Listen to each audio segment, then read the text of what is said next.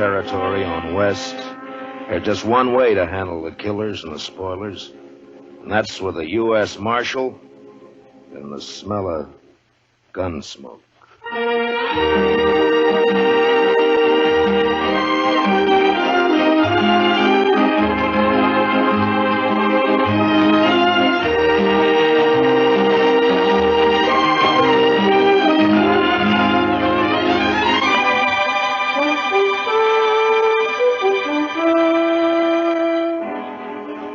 Gunsmoke, the story of the violence that moved west with young America. The story of a man who moved with it. Matt Dillon, United States Marshal.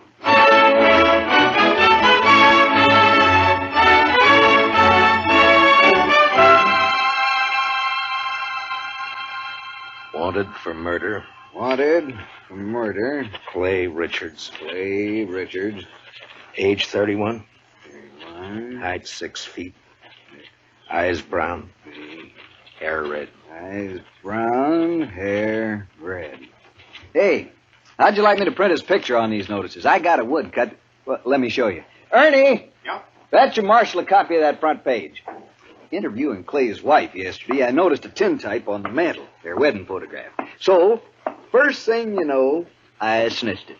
It's very thoughtful. Yeah, I'll take it, Ernie. Here. And then I propped it up in front of me and carved me this woodcut.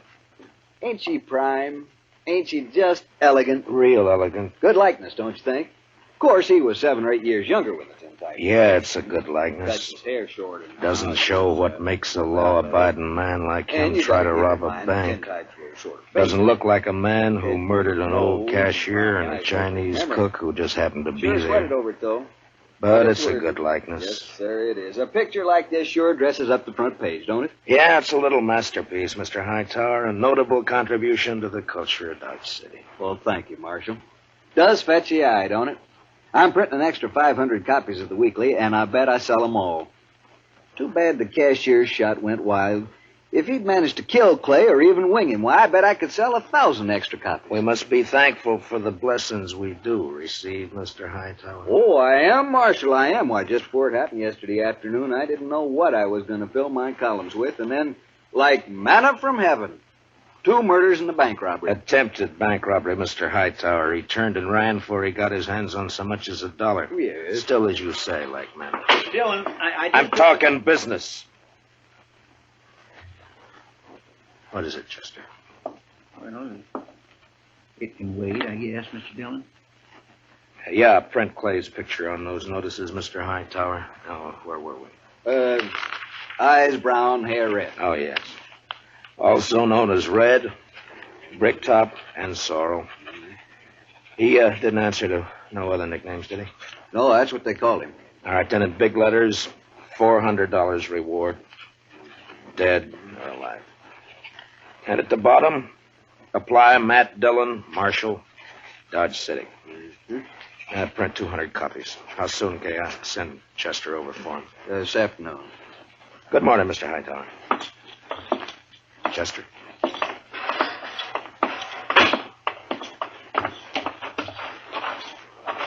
Think those posters will do any good?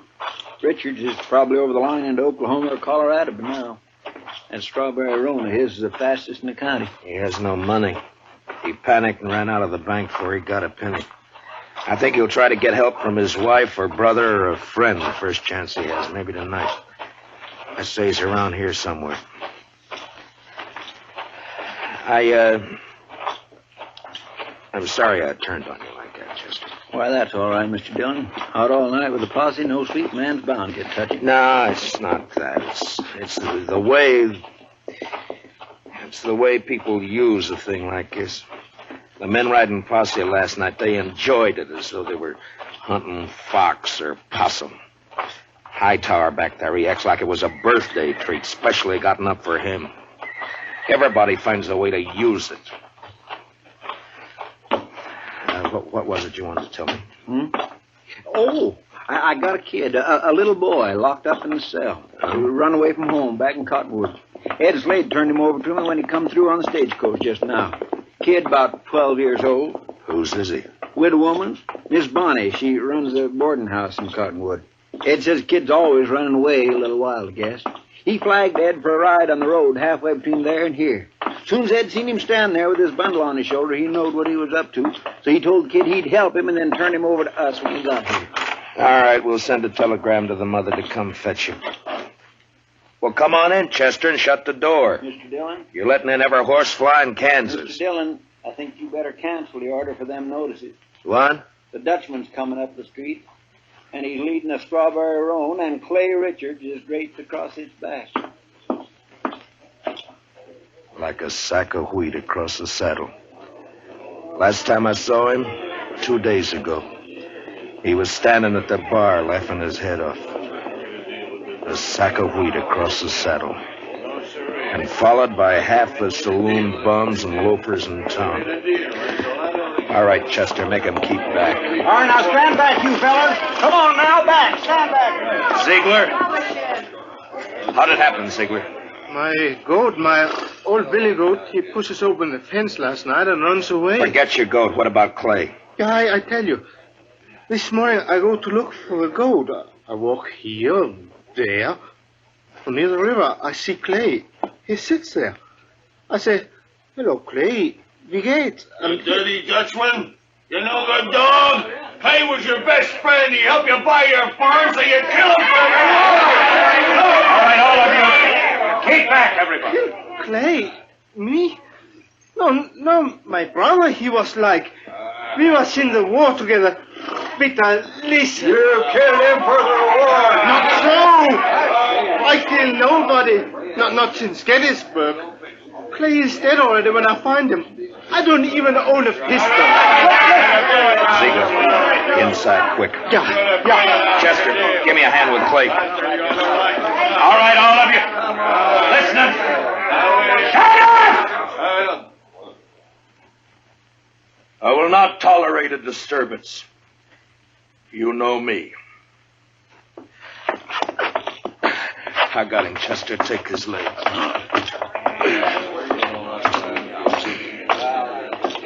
All right, kick the door shut. Marshal, I don't kill Clay. On this table, Chester.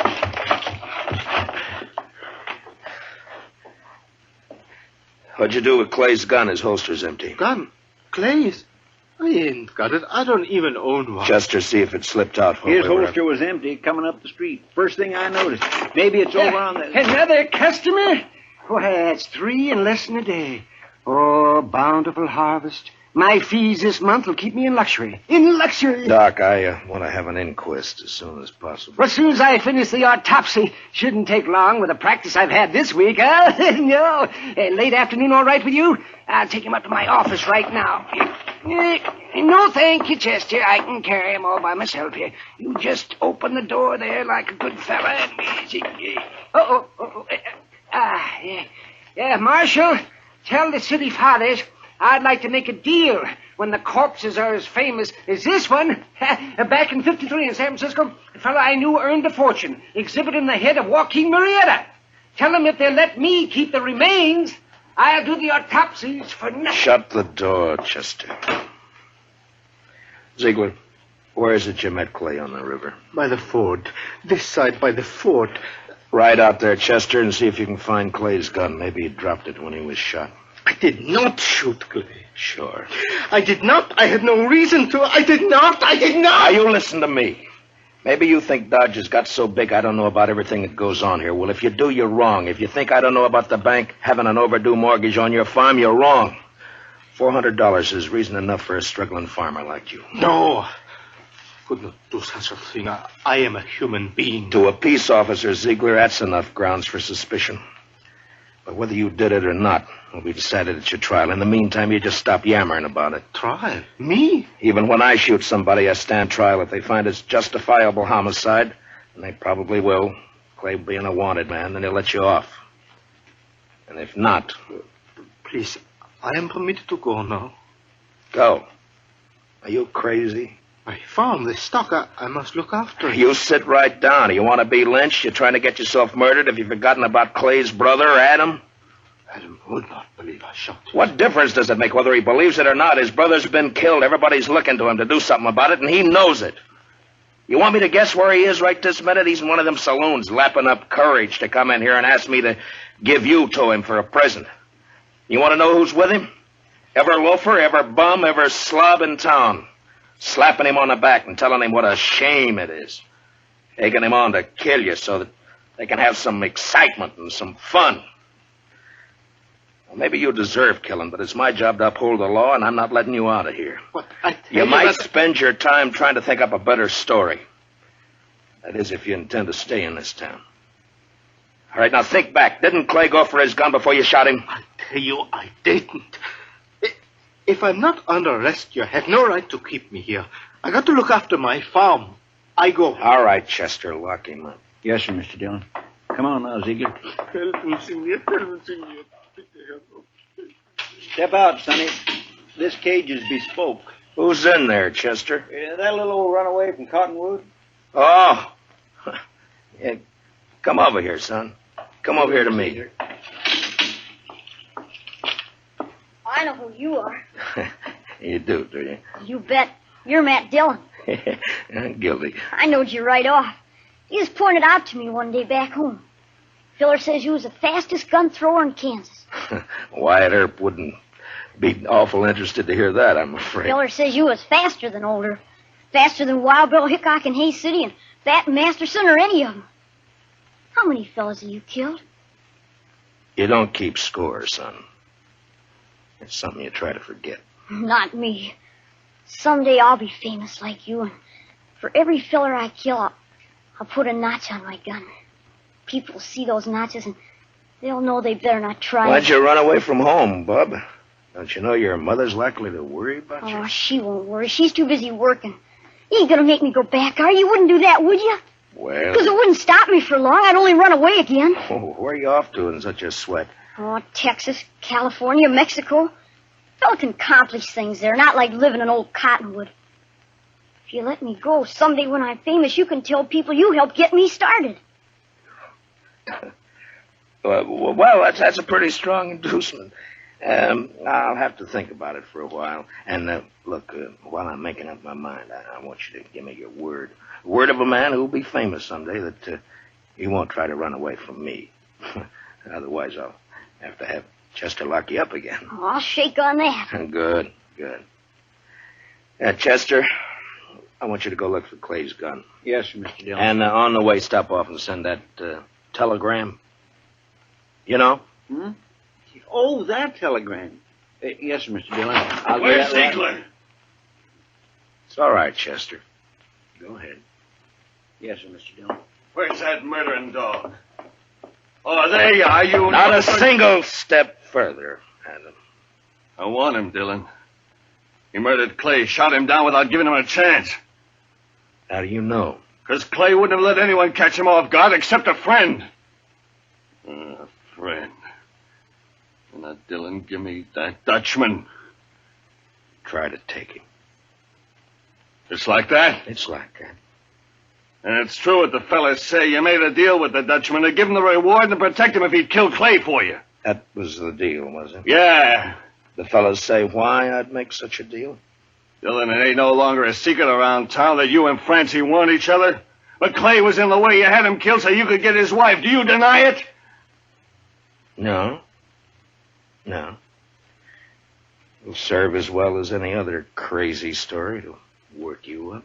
You think you're safe behind that star, don't you? Well, Clay had friends, lots of them. I'm coming back with them friends, and we'll get the Dutchman and you and anyone else who tries to stop us. All right, Adam. I'll be waiting. Yeah. You wait.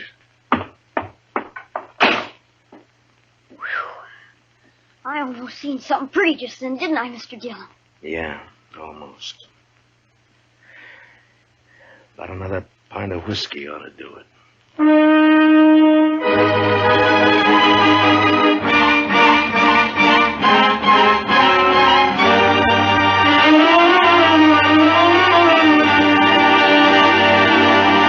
We will return for the second act of Gunsmoke in just a moment, but first, many radio shows win high popularity with the prizes and cash they give away, but there's one show that's tops because the head man gives away as little as possible. What other radio program could it be but The Jack Benny Show, so be listening.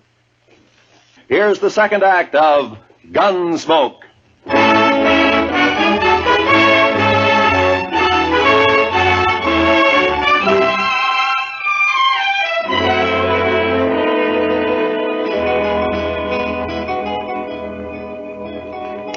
Son?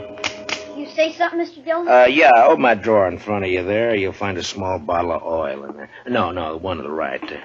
Yeah, that's it. Now, bring a little brush, too, huh? Here it is. Thanks, bub. It's a right nice gun you have. Yeah, it's not bad, but a little stiff. Just a little stiff. Don't it have a trigger? I never seen no gun without a trigger before. Oh, you remove a trigger or tie it back against the guard. And all you have to do is thumb a hammer. Yeah, like that. It's faster. Yeah, that's better now. Remove the trigger. I remember that. What in the world for? Well, I remember everything you told me. About the Texas holster and the spring holster and the double roll and filing off the sight. It's just me, Mr. Dillon. Oh, any luck, Chester? No, sir, not any. I went to the store first and asked Mr. Denton what kind of ammunition Clay Richards used to buy, and he told me Clay had a double-action .44. I scoured that riverbank a half-mile each way from the ford, and not a sign of it. I got that telegram off. You know who ought to be here pretty soon. It's only 7-8 miles from... Is that fire in town? Funeral services for Mr. Grinnell, the cashier. So soon? It's awful hot weather. Yeah. Any of your guns need oiling, Chester? I don't think so. You sure? When Adam left, he said he'd be coming back with some friends. I know. I stopped at the Oliver Gantry just now to rinse out my mouth. Adam was there talking mighty ugly and mighty big. He's got a sizable following. When do you think? Any minute now, Mr. Dillon. They want me to take Bob out of here to one of the hotels, maybe? I want to see it. I think you'll be safer here, Chester, behind stone walls and dodging about the streets rubbernecking. You keep your head down, Sonny. You hear? There's a... Matt, I gotta talk to you. She ought to be in mourning. If she cared for Clay at all anymore, she ought to be in black. Matt. Oh, Lord, I find her more beautiful all the time. Matt, have you heard what they're saying? What are they saying, Francie? That you and me, that you made Pete Ziegler kill him because of... I'm sorry that got back to you, Francie. It's all over Dodge. Adam almost strangled me before they dragged him off. Francie, I didn't shoot Clay. Francie, I beg you, believe me. I was not... Shut up, Ziegler. Shut Shut up or I'll pump you to death! Francie is just one of those crazy stories. They needed one and they made one up. But, Matt, everyone believes it. On my way down here, people were pointing, whispering. Old women clucking their tongues at me. They believe it. They'll forget it as soon as this is over. They'll remember that even if we once did go with each other, it was finished and done with even before the war ended, before you even met Clay. No, they won't forget it. For the rest of my life, as long as I stay here. Hold it a minute, Francie. Yeah, Doc, what is it? Oh, am I interrupting? What is it, Doc? Topsy's finished. I examined his liver and lights, his... This is Mrs. Richards, Doc. Oh, I beg your pardon, ma'am. I'm sure I meant no disrespect for the departed. Well, Clay was shot all right, but from the nature of the wound and the coagulation of the blood, I'd say it happened sometime yesterday. I'd say the cashier's bullet didn't go wild after all. how could a dead man gallop away? Well, the wound wasn't what killed Clay. The ball hit the rib case and bounced off. 22 caliber it was. What did kill him was the stab in the back, right through the spine, inflicted sometime this morning. Now, near as I can judge, by a small blade, 2 or 3 inches long. It could have been a Barlow knife. Thanks, Doc. Please accept my condolences, Mr. Richard. You call the inquest anytime you're ready, Marshal. Chester, close the door. You see, I didn't do it. I didn't shoot him. All right, then you stabbed him, maybe. You said you never carried a gun. Look, Francie, go home and give matters a chance to simmer Matt, down. I'm going to ask you for something. Yeah? Turn Pete Ziegler out into the street. What? Francie, they're itching to get their hands on him. Let him have him. It'll prove that story's a lie, that you didn't make a deal with him. Please, Matt, I have to live here. Hear me, I have to live here. Matt?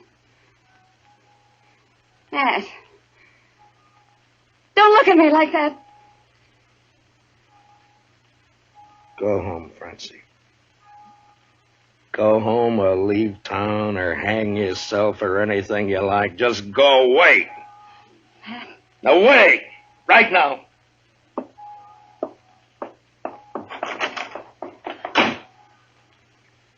I bought me a bottle at the Alafragans, Mr. Dillon. Would you care for a drink? No. Guess the funeral's over. There'll be others. Funny. No, I missed that bell. Awful quiet, ain't it? It's just Just about on schedule. Are you ready, Chester? Yes, sir, Mr. Dillon. I use a shotgun if I were you. It's more effective when there's a mob to be dealt with. Oh, yes, sir, I ain't. Ziegler, and you too, son. If trouble starts, lie down flat on the floor and keep your head down all the time. Don't gawk to see what's happening. You understand me? Yes, sir, Mr. Dillon. All right. Dillon! Dillon! Come on, Dillon! Come on! Chester, I want you to stand here in the doorway after I go out, where you can cover the back door and me at the same time. Yes, sir, Mr. Dillon. All right, Chester. Open the door. Come on now. It's my duty to warn all of you that you're in the breach of the peace. I've sworn to uphold the law. I've killed men in order to do it, and I'm prepared to do so again. Give us a Dutchman, Dillon. Men! I ask you to be sensible and to leave quietly. But if you refuse to listen to reason, if you insist upon being fools, if you've already decided to act like wolves instead of humans, then there's nothing I can say to make you change your minds. A Dutchman. All right, you want Peter Ziegler? Well, he's not more than 20 feet behind me, so come on and get him, any of you. One at a time or all at once. Come on. Which one of you wants to die first? You? You, Adam? Well, what do you say, Adam? You let him here. Don't let this star on my coat stop you. Come on. There, I'm not wearing it now.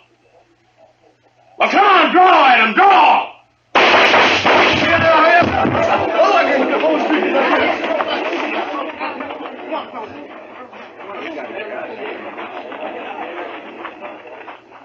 You all right, Mr. Dillon? Yeah. Get his gun. Man alive, I couldn't even see your hand move. Marshal! Oh, don't tell me. Don't tell Doc, me. you make one single funny remark and I'll knock you down. You just take him to your office and get to work. Well, I never do mean to offend, Marshal. In my line of work, well, bodies, they're just so much lumber. Make all the jokes about him you please, but not to me and not in my hearing. In my line of work, there's nothing humorous about death. Give him a hand, Chester. No, I can handle it, Marshal. Thank you. Just the same. Can you direct me to the marshal's office? Yes, ma'am, right here. I'm Marshal Dillon. Well, I left Cottonwood as soon as I got your telegram. I'm Miss Bonnie. Where's my boy? Oh, we have him, ma'am, safe and sound. Here, let me help you down. Hitch that horse, Chester.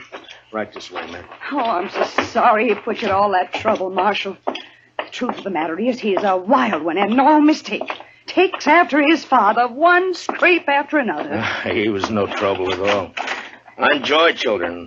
I like to have them around. Bob, your ma's here. Son? Chester, where's the boy? Did you let him slip past you? No, sir, Mr. Dillon. He never got past me.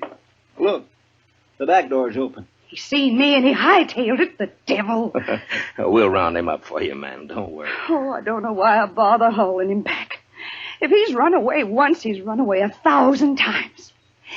This time he ran because I wouldn't buy him a gun. He wanted a real one. That boy's just gun crazy, I swear. I got him a nice Barlow knife instead. Barlow I knife? reckon it didn't signify, and off he runs. Barlow knife? The kid. Chester, find that kid. Marshal, has he done something bad with it? I told him to use it careful. He promised he'd use it careful. No, never mind, Chester. He's got Clay's strawberry roan. and we'd never catch up to him. I try to bring him up right. I tell him to be good, but he don't listen. He just don't listen. Now, calm yourself, ma'am. Just calm yourself. Here's his little bundle, Mr. Dillon. What? Yeah, give it to me. That's pretty heavy. Here, you're better at knots than I am. Open it, will you? The moment he was born, he'd been nothing but tribulation to me. Now, please, ma'am. What's he got in it, Chester? A shirt, stockings, piece of sausage, and this. 44 double action. Yes, sir, Mr. Dillon. That's Clay's gun. Sonny didn't manage to keep it long, did he? Well, if he wants a gun that bad, he's bound to get hold of another one somewhere, somehow. Chester, call Mr. Hightower over. Hey! Hey, Mr. Hightower! Oh. Come on over. Mr. Dillon wants you. Marshal, could I have please a drink of water? What? Oh, Ziegler, I forgot all about you. Chester, where are the keys? Yeah, right there on the desk.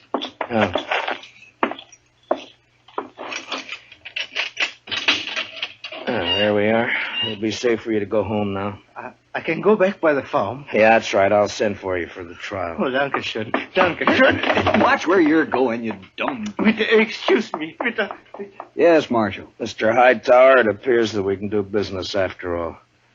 Get some paper and a pencil. I want some notices printed. Fire away. Wanted for murder. Wanted for murder. What's the boy's name? Bonnie. William Bonnie. William Bonnie. William Bonnie. Age 12. Height about 5 feet. Hair light, eyes blue. I don't suppose he's known by any other name. I know. Everybody just called him Billy. Or the Kid.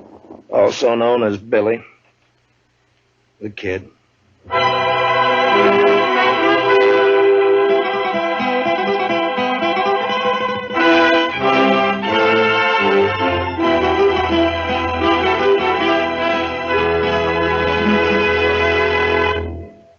Gunsmoke, under the direction of Norman MacDonald, stars William Conrad as Matt Dillon, U.S. Marshal. Tonight's story was specially written for Gunsmoke by Walter Newman, with music composed and conducted by Rex Corey.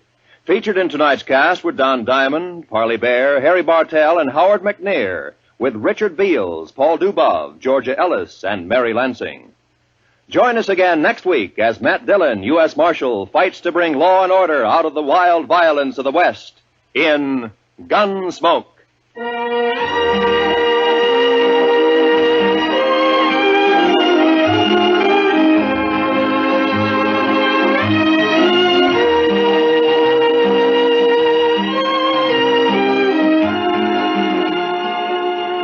Those longtime favorites, Amos and Andy, are rising to new heights in their CBS radio series on Sunday nights.